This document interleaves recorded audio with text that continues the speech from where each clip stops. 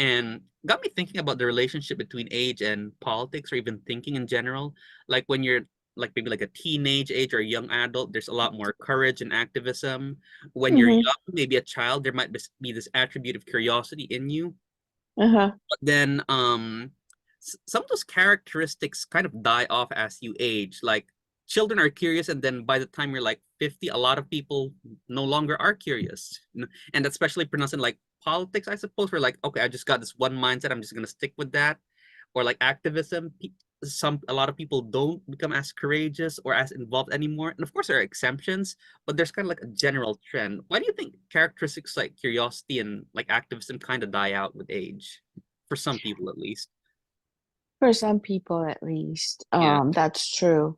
Um, Certainly I might be the exception to the rule. I Yeah, mean, I'm of the definitely. generation that's called the baby boomer generation, supposedly, but I feel like no compatibility with baby boomers at all. Hmm. Because there is that what you're talking about.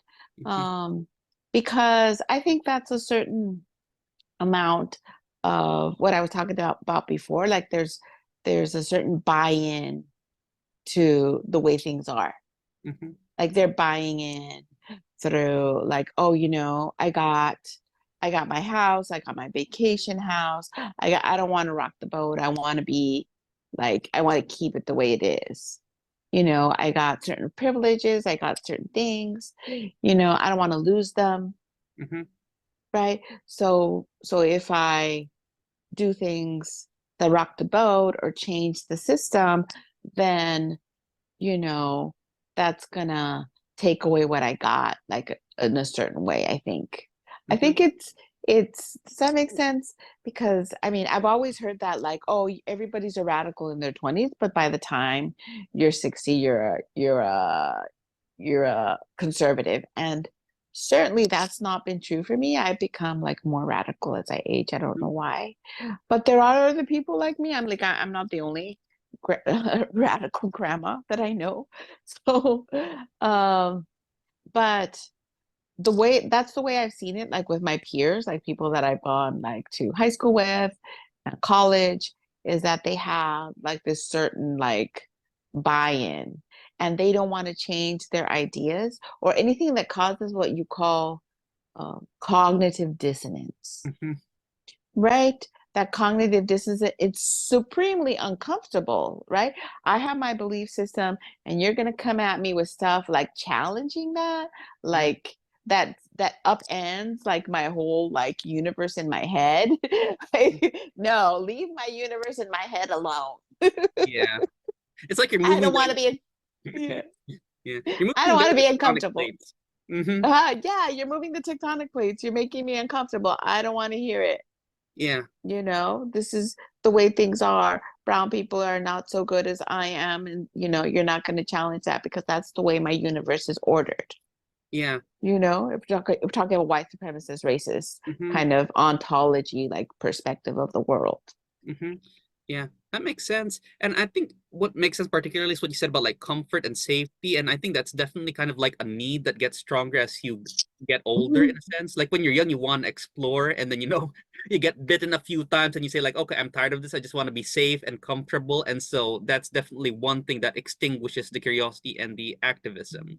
Although there's Mhm. also this other end of it, which I think is truer, is that you don't necessarily become an older person. This is what I believe. I think the older you become a more concentrated version of yourself. So if Mm. you're actually a person who has a proclivity to safeness, you'll become more safe. But if you're someone who has Mhm. really a proclivity towards curiosity, you're just going to get more curious the more you age, which I think is kind of like what happened to you and what also happened to me. Like my natural curiosity never really died out. And, Uh-huh. always feel not necessarily that I enjoy, I kind of enjoy, I suppose, getting shaken at the tectonic plate level, but it's more that I find it necessary. Like, how can you live any other way if the foundations upon which you built yourself are wrong, and then the Okay. rest of the things you're building would be wrong? So, better get rid of Mhm. it at the beginning. And that's just how I've oriented myself. I don't think that's going to change anytime soon. Yeah. Yeah, I think we have that in common for sure. Hmm. Definitely. Definitely. There's this thing that I've heard a long time ago that I kind of like I guess if I have any dogma, it's that. I don't think Mm, I do, but it's I think I've told you it's called it's this little pithy saying like believe nothing but entertain the possibilities. mhm, Right? Because when you give over your belief, you're giving over like, okay, this is the way things are, mhm, right? But and then you close yourself off. So that's why I believe nothing. Entertain the possibilities, consider them. Why not? mhm. Yeah, totally believe that. Like, if there's something that hasn't changed, it's probably kind of like the framework in the sense of like just like on a very fundamental level, like the prep conclusion has to follow from the premise. Obviously, you can't do an ad hominem, things of that sort. And I'm still Mhm. open to maybe there's like a way of organizing knowledge that isn't compatible with that. But generally, those are the only things that really kind of stay with me, and everything else it's up for grabs. So there you go. Yeah. Change that. Mhm. Mhm. Yeah, Mhm. makes sense. You want to do one more Mhm. topic? You Yes. want to close? Okay. One more. One more. Sure, we'll do one more. Want to go to a different subject. Let's talk about like love and relationships. And one thing